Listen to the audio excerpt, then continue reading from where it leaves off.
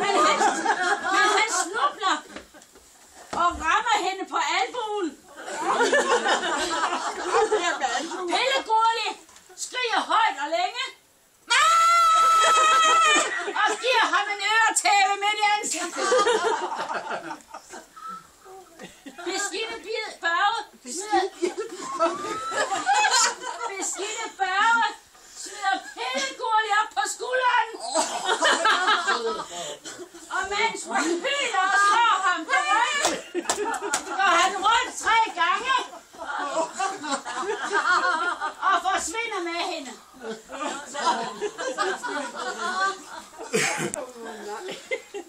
I mellemtiden i bedstemors hus sidder bedstemor på sofaen,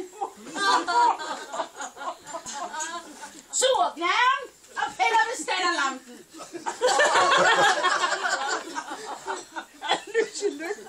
Den gamle køler Fido ned på knæ, tak.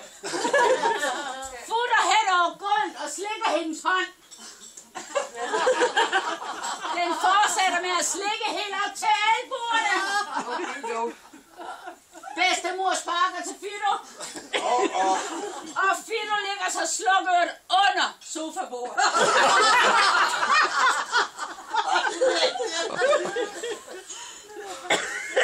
Og jeg har tynd mave. Så kommer beskidte Børge ind i stuen med den hylende Pelle Gurli over sine skuldre. Bedstemor hyler. Beskidte Børge siger, hold din kæft, din gamle kælling. Hold kæft, gamle kælling.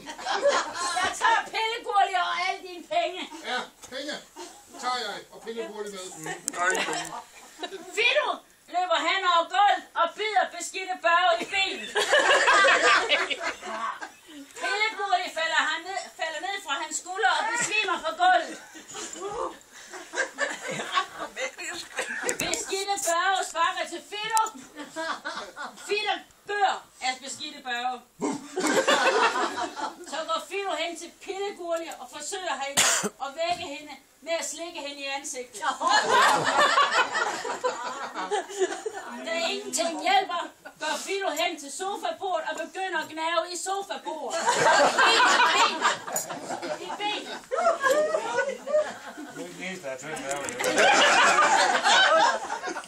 Pludselig stormer beskidte Børge.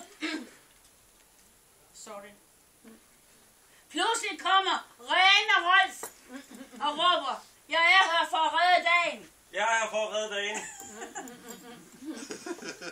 Pelle Gurli rejser og råber, min elskede Rolf.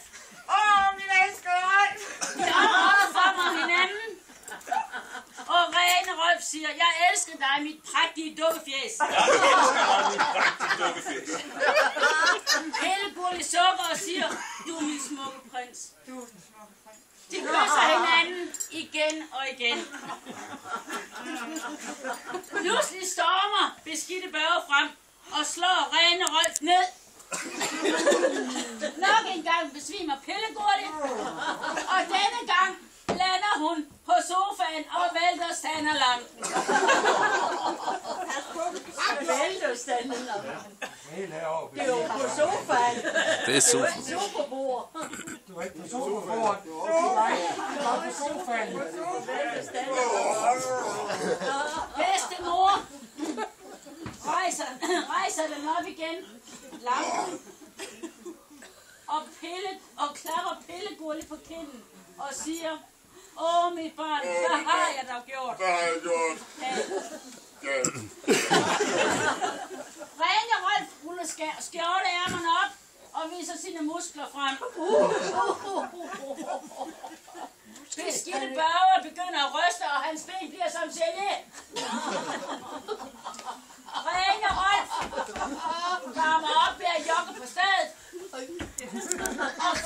Og beskidte Børge forbereder sig på en slåskamp med 10 armbøjninger. Han har aldrig kunne tage en. Rene Rolf begynder også med nogle armbøjninger. Og beskidte Børge ser sit snit til at slå Rene Rolf i hovedet.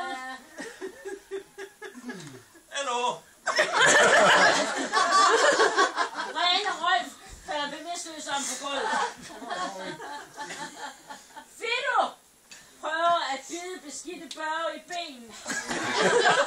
Men Børge sparker til ham, og Fido lægger sig atter under sofabordet. Han skal op og elsker det. Nu er jeg prøvet på tenniskanten. Pelle Gurli, hun sidder sådan set i sofaen. Det har hun glemt. Sofaen knækker sammen under vægten af Pelle Gurli. Og ja, hun er også så tung jo. Bedstemor hyler, din slemme skurk, Din slemme skurk. og går langsomt hen mod beskidte Børge. Med mor i blikket. Bedstemor råber, Gagau! Børge. Og efter et velanrendt karateslag mod beskidte Børges hoved, falder han død om. Fido begynder nu at slikke beskidte Børge i ansigtet.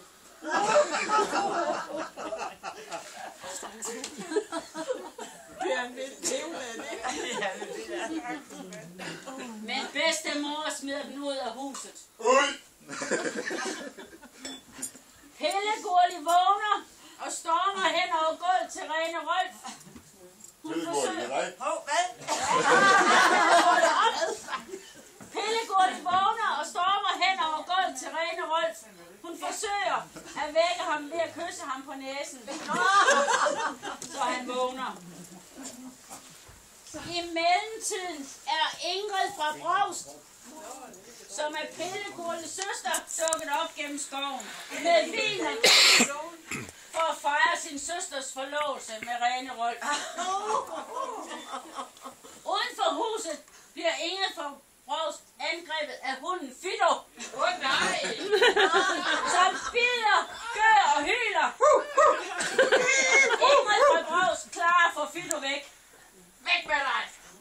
Hun træder ind i stuen med Fido i hælene. Alle samler sig rundt om sofabordet, hvor de nyder vin og kiksene. Du skal rejse dig op, ellers så vælter jeg en Fido i. Sådan, ja. De snakker og hygger sig, mens Fido løber hen og tisser op af standerlampen.